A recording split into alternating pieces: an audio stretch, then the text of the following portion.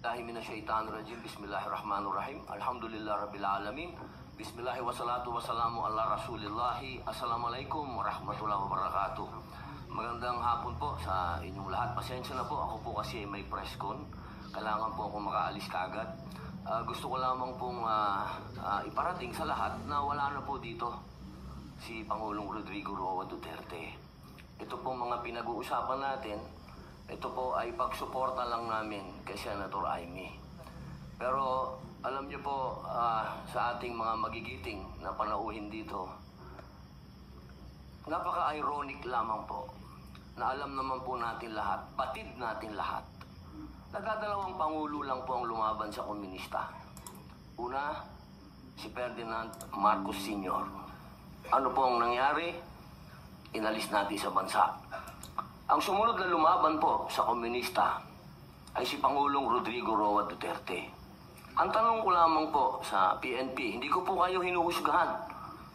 Hindi po ba nyo tinanong man lang sa mga nag-uutos po sa inyo kung bakit natin dadalhin sa The Hague ang ating dating Pangulo na alam naman po natin na buhay ang Communist Party sa Netherlands. Alam naman po natin na hinihingi natin dati na i-transport dito si Joma Sison dalhin dito sa Pilipinas. Pero nagkabaliktad po, ang tinransport natin ay yung dating Pangulo natin na lumaban sa komunista. Ito lamang po, tanong ko, bilang ako po'y dating rebelde.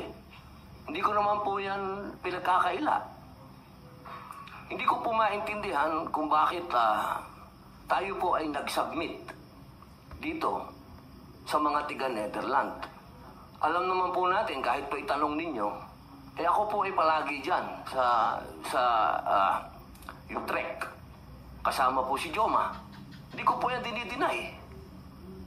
Pero nakakagulat lamang po na dinala natin to ng dating Pangulo. Yung po ba, hindi po ba alam ng PNP na karamihan po sa mga dumadating na pera sa komunista, sa mga terorista, ay galing po sa abroad? Yan po yung mga tanong na kailangan ko po sanang itanong sa inyo at marinig ang mga sagot ninyo, pero naubos na po ang oras natin sa paikot-ikot. Ako po ay gusto ko pong iparating sa inyo ang kalungkutang napakalalim. Sapagkat sama-sama po tayong lumaban. Gusto po natin ng law and order sa ating bansa. Pero pagdating po sa kaduludulungan, alam niyo po, General Torre, congratulations.